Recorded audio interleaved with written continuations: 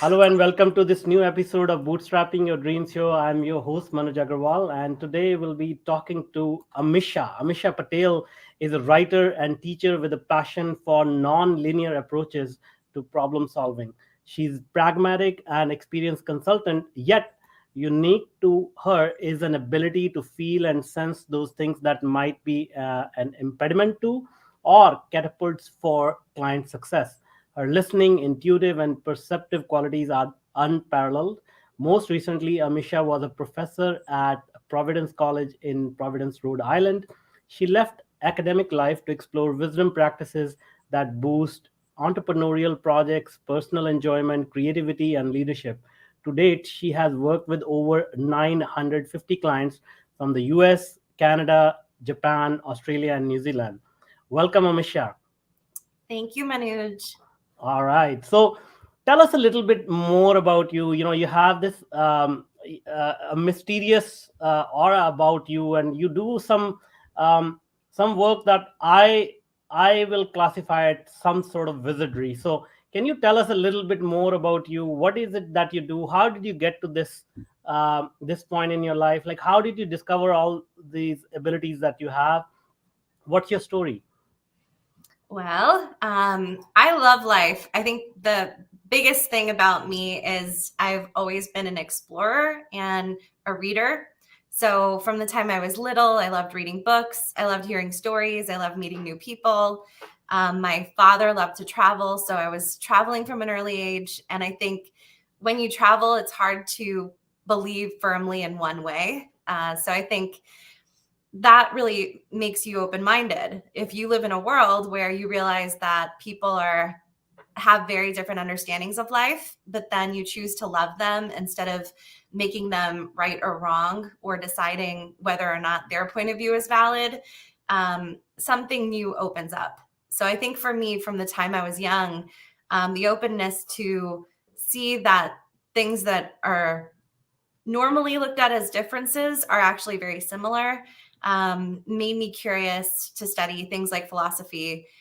So that was really when I was in universities, that's what I was focused on. And then in learning more about philosophical traditions, spiritual traditions, religion, wisdom traditions, I saw a lot of universality. And I think in applying it to myself, it kind of gave me some depth. So I know your compliment is too high a compliment to say wizardry, but some of my clients do say that, and I think it's more just from the level of depth that can be achieved when you're curious and when you ask big questions about life.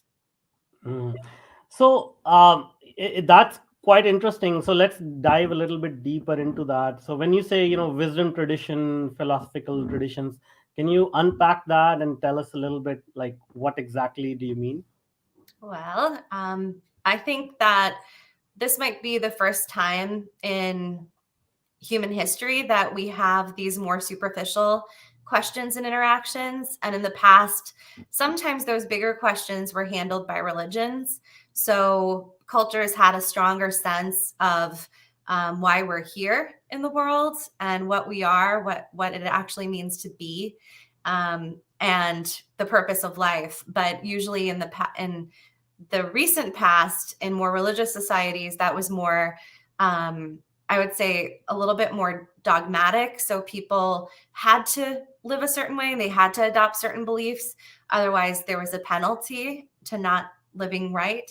But if you go even further back in history, where they're so much more connected to nature and they're more in a place of awe and curiosity about life, that's where you really see that there's some genuine part of being human that calls us into these bigger questions, and you get curious. So if you imagine being like a cave person and alive at that time and looking at the stars every night, you become curious about what that is. What is the night? What is the day? What are the differences? What are the advantages and the challenges? How do they both help me grow differently? And so those very simple qualities like night and day or dark and light become fascinating because they're such a big part of life, and there's nothing drawing your attention away in 1,000 directions. So for me, wisdom traditions refers to when there was a time where humans could experience their humanity much more directly before there was so much advantages in technology like light bulbs and internet. So we have all these tools now that give us new advantages, but in terms of our ability to understand life and our happiness in the world, the wisdom traditions have a lot to offer. Yeah. So what you're, it seems like what you're saying is like, exploration and being open to new ideas and sort of, and just trying to understand the world around us in its complexity and its simplicity. Is that what you're suggesting that we should be adopting? Yeah. Yeah, Okay. I think it's the essence of being human. Hmm. We lose So track of it, but we need it. So then, how do you like balance the urge to progress and develop new technologies like the light bulb and internet and making life better rather than staying in one place and wonder about what it could be? Yeah. So the balance to me is about having some passion and having that sense of calling. So we can invent many things. I'm thinking of the story of Einstein and how for him there was such a innate creativity to explore physics, and then his discovery was so valuable that it led to the nuclear bomb, and then the nuclear bomb was used, and he was a pacifist. So for him, his very innovation led to the exact thing that was his nightmare, and he spent the rest of his life protesting the war. And so there is a consequence to discovery, and I think that wherever we have a discovery, we now have an opportunity to learn about our value system and see how we can kind of, what is the way we want to implement something new that we discover. If we don't have that answer, we're probably not in a great place to discover that technology yet. Mm. So then, in that case, like, one could argue that the discovery that was made by Einstein also led to some really powerful new inventions, new discoveries, and it at a fundamental level, it helped us change the way that we just understand our reality, right? Yeah. So everything has a good and bad side to it. Yep. So um, like, how do we prevent one thing, something that leads to a bad situation, whereas the same thing will also lead to some good situation simultaneously? Yeah. And, I wasn't claiming that of course it's bad when people die, and, or of course it's tragedy when Yeah, people yeah, die, but I wasn't claiming that the nuclear bomb was bad, just that it was not what Einstein yeah, would have yeah, wanted. yeah. So for him to be a human being that has such an essential role in the discovery of exactly what you don't want, I think is a really, it's kind of a amazing Mhm, power, and mhm, it's an amazing thing to reflect on, that we're that powerful and that what we do has this impact. So to me, the only way to resolve what you're saying is to stop believing in good or bad. So mhm, good or bad is a really limiting and superficial way of recognizing perspectives. And we know that because if we see something discriminatory, like when there's discrimination, anti-Semitic mhm, discrimination or something like that, we know there's something that's not fundamentally okay. mhm, So, so we know that there's something beyond right and wrong and good and bad. And mhm, and that's the only way to resolve the fact that everything we do is going to have consequences. And some of those consequences are going to align with us, and some of those are going to horrify us. mhm.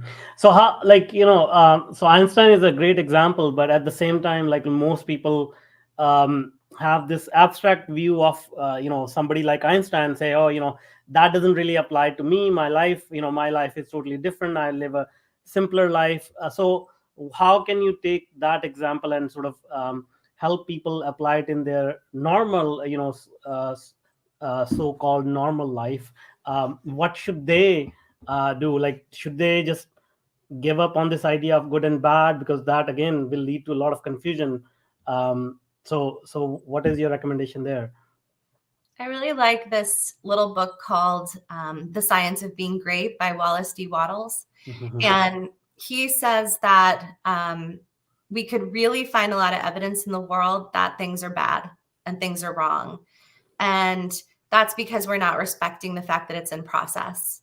So anything in process, if you look at a kid who's still learning how to do math, they're not bad at math, they're in process. They're learning how to do math. And when we stigmatize kids as being bad at math, then they become bad at math. But if you Mhm. let them be in their process, then they eventually discover the meaning, and then they get better and better at it. So for those of us who are kind of normal, real people, who are not Einstein, we have to remember everybody is still that kid learning math, and Mhm. everyone is in process. And if you look at somebody who's making a mistake, it's usually possible to find a time in your life when you made that mistake and then remember what it felt like to be like that person. So if somebody is like really agitated, really angry, really opinionated, really frustrated about something, and you yourself are at peace, you could usually go back and look at a time in your life like, oh yeah, when I was in my late 20s, I used to feel that way too. And I used to Mhm. get as upset too about the same thing. And, so that helps you identify this person is in process. And so what he says is, don't look at it as a bad world. Look at this as a good world in the making. Mhm. So that's very interesting. So I mean, I can relate to that. In early 20s, like, there were a lot of challenges I had to really just be non-judgmental about many things, many people, many events. So is that, like, are you saying that we have to live through our life, like, until we have sort of gained that resilience or wisdom, or what have you, life experience, so that we can sort of relate it back when we see something bad happening, we can understand it at some level? Or is there a way to shorten that period of our human existence, so that we don't have to, like, you know live through the judgmental period of our life? Do you see what I'm saying? Do you mean, do we have to suffer? Exactly, yeah. Um, you know, that's the best thing about being alive right now is there's so many people who are learning how to grow through joy, because the suffering or the longer period of time where we are agitated or we're having poor results is that's as temporary as we want it to be. At a certain point, there's enough people around us that say, stop this. We're enough of a conscious society where Mhm. if you're negative all the time or you have the same thing happening, somebody's going to point out to you, hey, every time I talk to you, you're complaining about your job. Every time I Mhm. talk to you, you're saying that your ankle hurts. Have you gone to the doctor yet? So at Mhm. some point, somebody's going to say something, just because that's the beauty of being alive now is we're mostly, to varying degrees, people have empowerment and they're speaking up. Mhm. So somebody's going to say something. That's, one great part of our current society. And if they don't, then at a certain point, because of the level of interaction we have on things like social media and all of this access to media in general, it's amazing how many times somebody's come to me and said, look what I saw on Instagram, like, here's this post, it reminded me of what I'm going through. So people are having self-reflective moments more often, even if they don't want to be, or if they're normally not reflective. Mhm. And it takes self-reflection and the ability to look at yourself and ask, do I want this? Mhm. So that's a skill that as people get older, it's harder and harder for them to reflect. So Got it. that's when you have like that, stereotypical, like, stubborn old man kind of thing Mhm. is Mhm. somebody who's set in their ways. It's if you don't learn how to reflect, before you age, before you get older, then it's really hard to change yourself.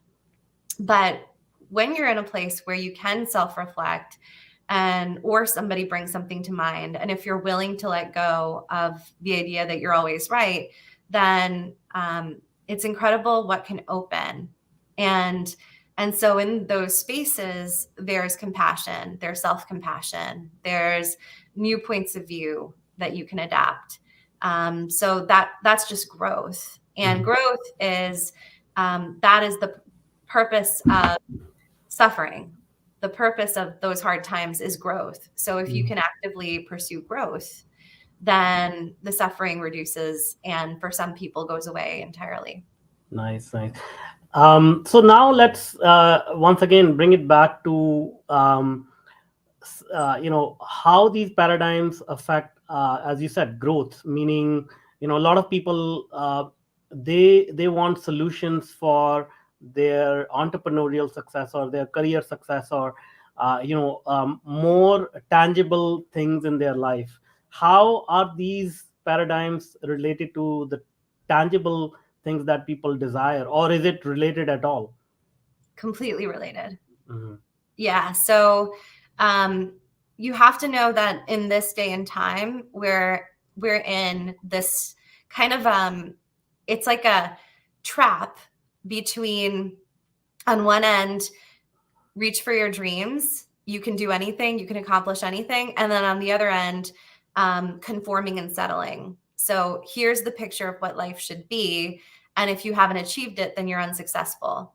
So a lot of times when people achieve the things that you're supposed to achieve as sort of the regular normal parts of growth, like you're supposed to at some point have this connection and then bond and marriage, you're supposed to have children, you're supposed to have a certain income, you're supposed to have a certain kind of job stability. Usually when people achieve these things, they lose meaning. So as much as they gain in social credibility, they might detach or lose track of what it means or what it means to them personally. And it is personal. So all of those standards of achievement are, if you don't put importance in them, if you don't create meaning, if you don't respect them as something that's correct for you, then you can really start feeling empty. And it doesn't matter, even if somebody's a president, CEO, if somebody's a founder. Actually, we see that people who excel have higher rates of depression and suicide, because being somebody who's high achieving doesn't really reduce it doesn't reduce suffering. It doesn't really and it doesn't actually even say that we grew. It means that there was a certain innate talent that you knew how to do something and make money at it, or you had money. It doesn't necessarily mean that there's something that forced you to grow. And so growth is uncomfortable. It makes us feel confused, like we are entering into the unknown. And so having a certain pleasure in mystery, what is the unknown? Can I feel more comfortable in the unknown? It lets us let go of control. And then it's in those spaces that are less defined that we find meaning. And so for people who want to see entrepreneurial success or financial growth or any other kind of growth, so much of growth is about, what is your relationship to mystery? And are you able to be calm and confident even when you can't control the outcome? Is there something inside of you that's driven by a mission instead of by the result? And is the process and the journey interesting to you in and of itself? Those sorts of things are predictors of success that people don't talk about. Usually it's about grinding, legwork, work ethic, education, community, network, who do you know? And I don't find those things really results in improvements and success unless a person has that identity transformation. When they become capable of growth and they're open, there's a completely different result than when somebody is striving and coming from willpower. Yeah. So So that's quite interesting because a lot of the things that you are saying, they are almost opposite to, as you said, opposite to what we are taught in society. Even from school age, we are taught that, hey, you need to study hard, you need to put in all your effort, get the best grades and everything. And so it's a little bit counterintuitive to a lot of people about what we are talking about here. So how do you help people to sort of overcome their resistance to these ideas, which are totally opposite to what we have been taught? The results get people interested. so Mhm. so usually, first of all, I'm not persuasive. So if somebody isn't open, then it's okay. So my only test cases are people who are open. I don't have experience with like shaking somebody and saying you have to change how you're doing things. It's people who found some kind of interest in my way of doing things, and then their growth is exceptional. Like that's where you see doubling profits in a year, is when somebody chooses to do that inner work. And incredible things happen. Incredible things happen. And the bigger thing is, for anybody, even if they're really committed to like that work hard identity, is to match the commitment to work hard with a commitment to happiness. So asking yourself, not just having the value of I'm going to achieve something, but I'm going to achieve this and be happy. I'm going to achieve this and be happy. Because when you see something like, Robin Williams or Anthony Bourdain commit suicide, the Buddhists call this the hungry ghosts. So basically, it's like you go further and further and further, you achieve and you achieve and you achieve, but on the inside, you can feel empty. And so you get one yacht, and then you get a second yacht, and then you get a second yacht, and then you get a fourth house, and there's nothing that's going to fill that. You need yourself back. It's a version of self-abandonment. And so just even making that commitment that I will continue doing what I'm doing and be happy, and then challenging yourself to being a little bit happier. What is one area in life that can improve? Okay, I'm going to put focus here.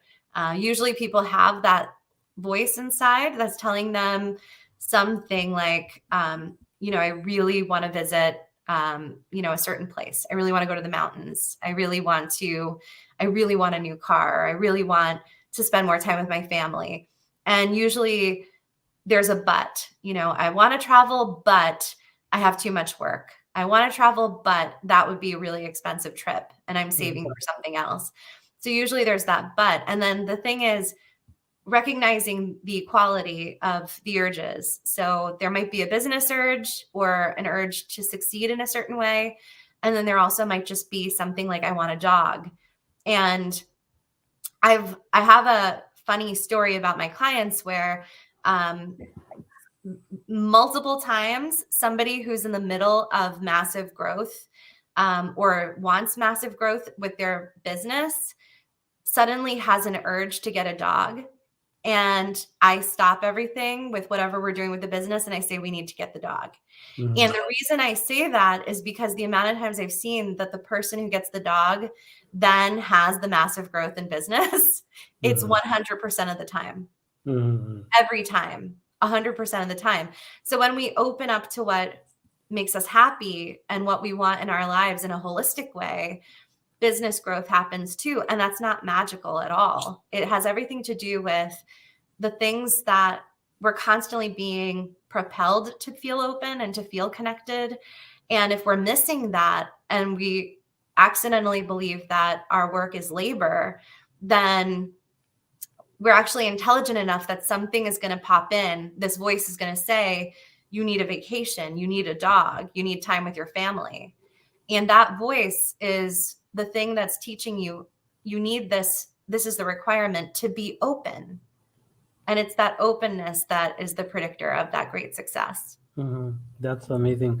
And you mentioned that you have stories about these sort of quantum leaps in success in the traditional terms. So, can you share a specific story, like without mentioning names and stuff like that, so that uh, people can understand, the audience can understand tangibly what are we talking about here? Like, what kind of results are we talking about? So we're talking about, I'll share from people who have openly shared testimonials. Yeah, Like someone who she was completely new to starting a coaching business after having a career in restaurant management. And her first month, she just made hundreds, and she didn't even have an intention of making full salary, like full income on her coaching yet. And then, so her first month's goal was $1,000, I remember. But by the second month, she made over 10,000.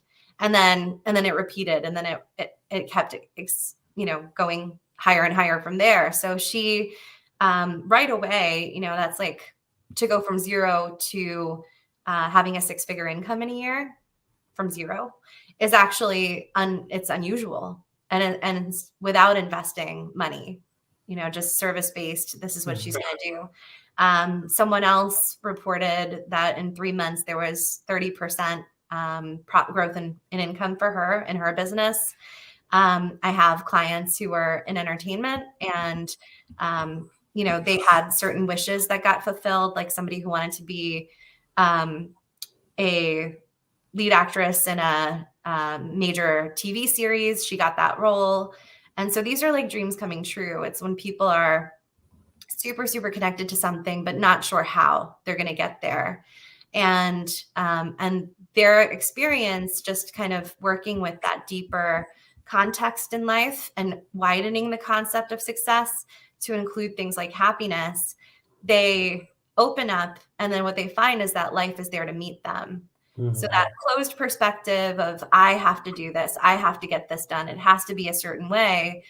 We've seen lots of people execute and have big results that way. And they report later being presidents and CEOs and founders and whatever.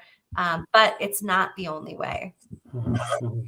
And so that's quite interesting, having these results. But also, you mentioned that you need to dedicate your energy towards happiness, but then happiness again is a subjective thing where you need to be able to listen to yourself. You need to be able to be and have self-awareness enough to say what makes me happy, because again, if I ask 10 people what makes you happy, they'll say $1 million.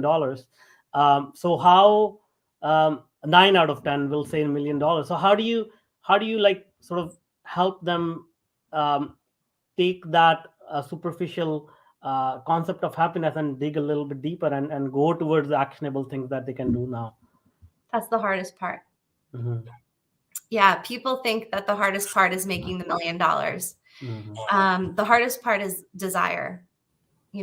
So when somebody first starts working with me, the first thing usually is in defining the goals is understanding why are the goals, and then what is the level of emotion? What is the feeling connected to this?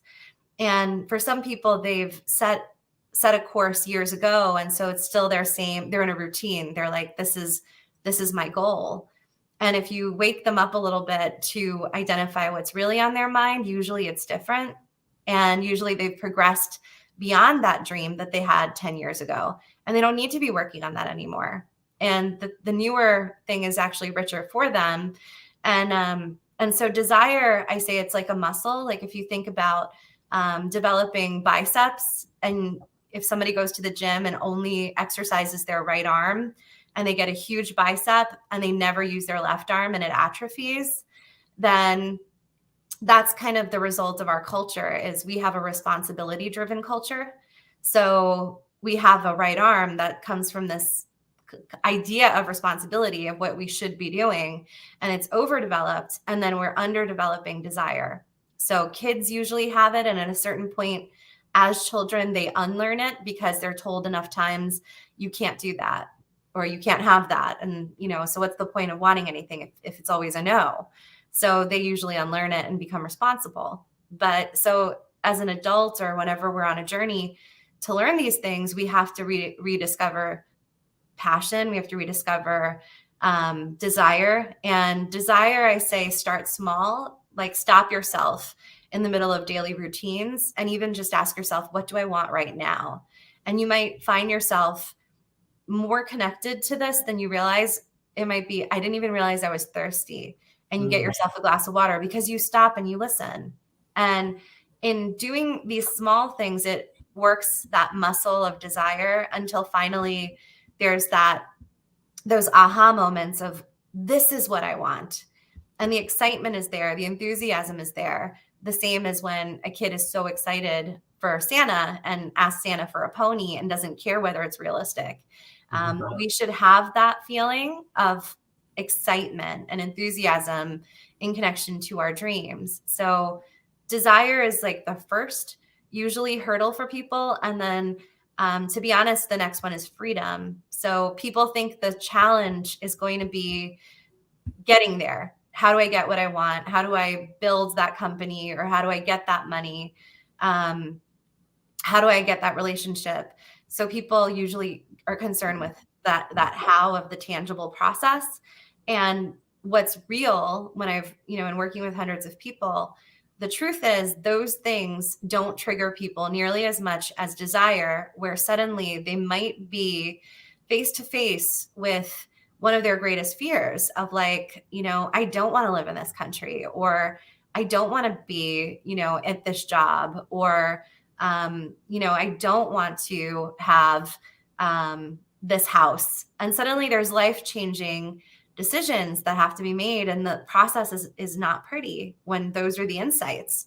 So people fear desire because it wrecks that myth of stability. It wrecks the American dream in a way. And then after that, once they're through that, and usually the people who are best at this are usually the ones who have defined that they're in some ways, more like, too optimistic, or like people have been like, oh, you need to be more realistic. You're always so positive. How are you always so positive? Those are usually the people who have an easier time with this, even because they're willing, even when they're going through the hard stuff, to see the good in it. And it does require that, at that point, now you're face to face with, I don't want to be at this job. Well, having that positive attitude gives you hope.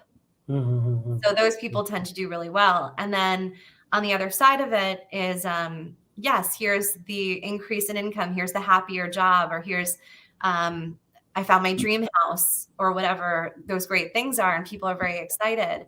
But what they don't expect is that it's happening in less time than they used to dedicate to the work they're doing. So things happen more easily and quickly.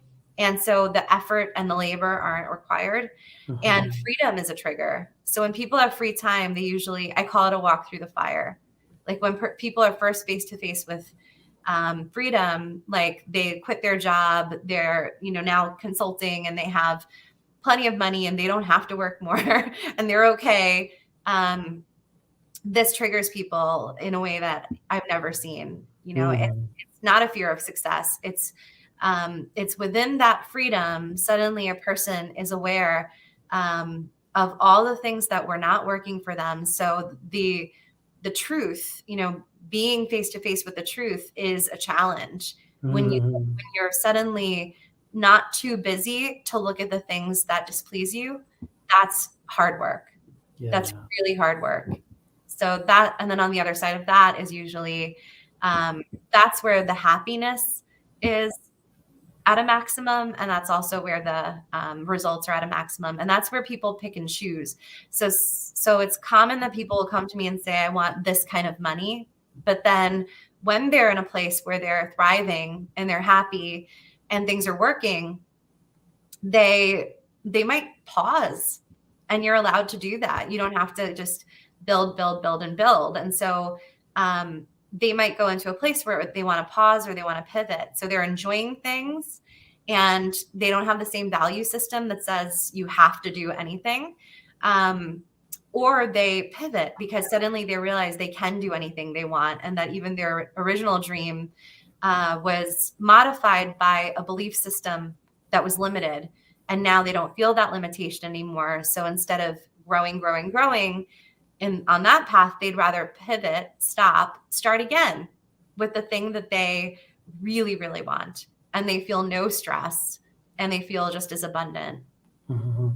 So that's great. So this seems like what you're pointing out is like, a lot of the times, as adults and as responsible members of society, we attach our happiness to multitude of other things, including people around us, rather than that, like just focusing on what makes us happy. Is that sort of what you're pointing out? Yeah, I'm saying focusing on what makes us happy matters as much as focusing on our goals. Mm-hmm. And that it's not easy. So what makes us happy when we're coming from distortion? So if we are overworking, or if we are in a society that's conditioning us to value certain things over others, which is every society, then it takes work to get to the heart of what you really want. It's not easy. So happy is not, it's not like, oh, eat chocolate for breakfast and, and like take 5 naps a day or watch movies. It's not like that kind of happiness that I'm talking about. It's fulfillment. Mhm. And so another aspect of that, we were talking about this, like even if somebody says, okay, I'm going to commit to this and I'm going to see how it goes, but then there are people around us which are, again, it is, we don't live in a vacuum. We live with people around us who are even in some cases more conditioned. And so the ridicule you get, the pressure you get from others, like how do you counter that? Like how do you say, okay, I've made a decision on this, I'm going to go on to this path, but then every step you take there are like 10 people saying, hey, don't do this, like you're crazy or something like that. I know that's a fear for people, but it usually doesn't happen. So I'll give an example. I have a good friend she took a new job last year or a couple months ago, actually. So she took a new job, and the person misrepresented the position. And so the actual work he gave her was not in her expertise, and it wasn't anything she enjoyed. So every day she was doing things that were neither represented in the initial agreement nor something that she's passionate about. And she kind of hit a wall. She tried everything in terms of positive attitude, communication with her boss, and it wasn't working. So she trusts my point of view. She came to me thinking I might kind of bolster her and say, you can do this. And I told her, I think you need to quit. Listening to her, understanding the situation, really understanding the situation, it sounded like, she shouldn't be here. So instead of you shouldn't do this, hey, second guess yourself, the first response she got was, hey, you should quit. Then she calls her mother, and her parents tend to be very security focused, and they would fear that she wouldn't be employed. Her mother said the same thing, you need to quit. So we have the fear that people are going to say no, and they're going to, they're going to warn us, or they're going to be disappointed in us. They're not going to understand us. But what I've seen is that typically people do support the people they love. And if for some reason that doesn't happen, then you really have this opportunity to look within yourself, because if somebody outside of you is challenging you, it's an opportunity to challenge yourself and see if maybe, we're not perfect. So it's not to say we need to take every bit of advice and listen to advice and do what other people say. But what if we trust that people do care about us and listen a little bit, just like listen, see if it resonates on some level, And it might help us. It might actually help us generate a new idea. So for instance, sometimes people have this this idea that they're going to quit their mainstream job and leap into business. And what I've learned is that, you know, a really great way of making that transition is usually by creating something part-time while at the full-time job, because this also helps with that fear of freedom. Like when people are free and they freak out and they're walking through the fire, and you know, like they're just, people freak out when they're free, and they have to get used to it. It takes a while, and then we're comfortable there. But usually that's the better approach anyway, is not just quitting and investing all of your savings into this venture. So listening, kind of understanding if there's anything to improve with the plan.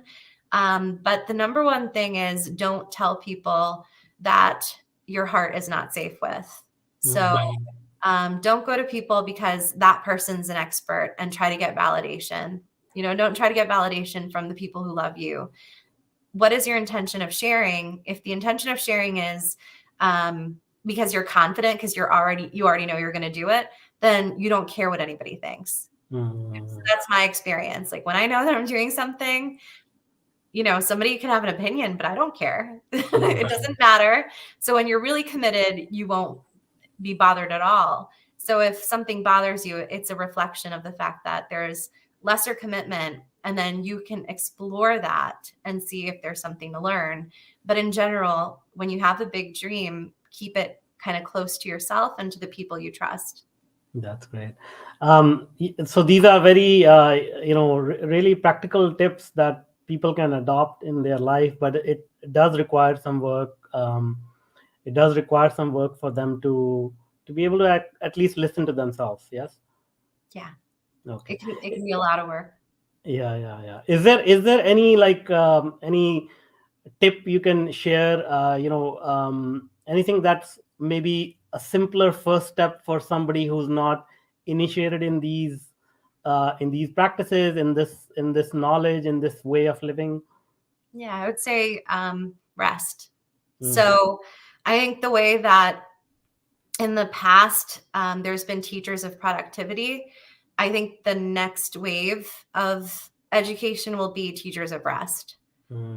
I think it will be people who are like, listen to the sound bath, you know, or here's, you know, we're already seeing these apps like sleep apps and all the things that are teaching rest, because and, you know, there were philosophers that taught about leisure. There's a reason why there was Sundays were Sabbath. You don't do anything Sundays. There's a reason why in Jewish tradition, there's Shabbat on Fridays. There's a reason that rest has been carved out in many of the wisdom traditions in the world. There's a reason rest is important. You know, it's a time of integration. So you think you're doing more because you're doing more, but that's not the truth. You can do more and have less power and less direction, and then get yourself into a mess. So it does, if you're going in the wrong direction, full speed, sorry, bigger train wreck. Yeah. All right. Great. Well, thank you so much for being with us today. I mean, I hope people take a listen and repeatedly sort of learn from this, because some of the insights are deep, and it'll for the uninitiated, it'll take some time to really understand it. But I think it's well worth it if they start implementing even the small little bits that they get. So thanks a lot for sharing. Now, before I let you go, can you tell us how people can get in touch with you if they want to connect with you, if they want to work with you? Sure. I have a website called treeoflifesuccess.com, and that has a contact form, but it also gives a little bit more of a summary of what kinds of programs I have.